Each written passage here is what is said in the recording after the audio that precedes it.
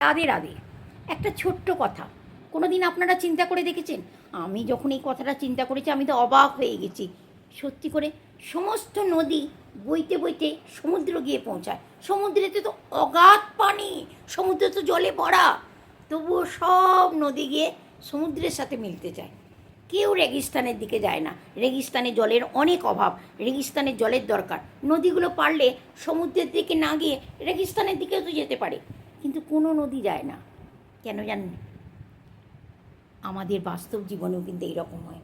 আপনার বাড়িতে যদি মনে করুন একটা অনেক বড় পূর্ণতা, মানে সাকসেসফুল একটা মানুষ এলো আপনার বাড়িতে, আপনি তার সাথে কীরকমভাবে বিয়ে ব্যবহার করবেন? আপনি তাকে ভালো ভালো খাবার অফার দেবেন, ভালো ভালো গিফট তাকে অফার করবেন, আপনি বেস্ট সে বেস্ট তাকে দেবেন সবসময়।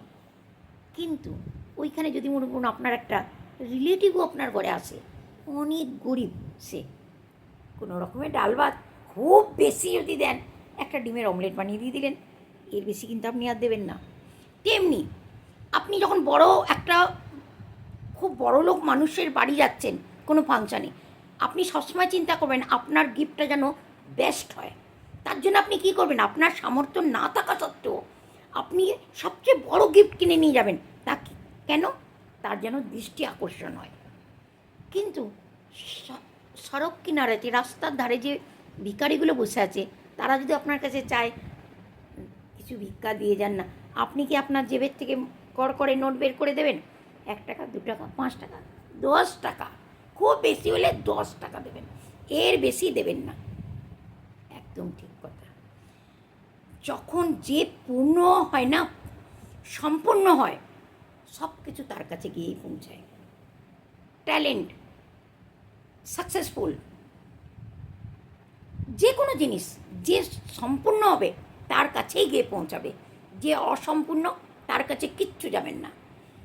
যেমন দেখুন, আপনি অনেক পড়ালেখা শিখেছেন, অনেক ট্যালেন্টেড মানে পারসন, আপনাকে একটা মাল্টিনেশনাল কোম্পানি, বড় বড় কোম্পানির আপনাকে অফার দেবে, আপনাকে ভালো ভালো মানে জায়গা থেকে অফার আসবে আপনার কাছে চাকরির জন্য। কিন্তু যে মনে করুন পড়ালেখা শিখেছে কিন্তু তার মধ্যে এতটা ট্যালেন্ট নেই, তাকে কি কেউ অফার দেবে? তাকে কি কেউ ডাকবে? ডাকবে না।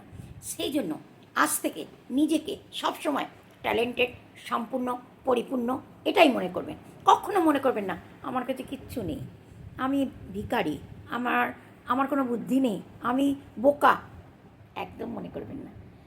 তাহলে দেখবেন এটা একটা প্রকৃতির নিয়ম, এটা একটা বাস্তব। আপনার থেকে সব কিছু কিন্তু দূরে যেতে থাকবে, সব কিছু দূরে চলে যাবে। সেই জন্য আজ থেকে নিজেকে পরিপূর্ণ মনে করবেন, কখনো খালি মনে করবেন না। রাধে রাধে।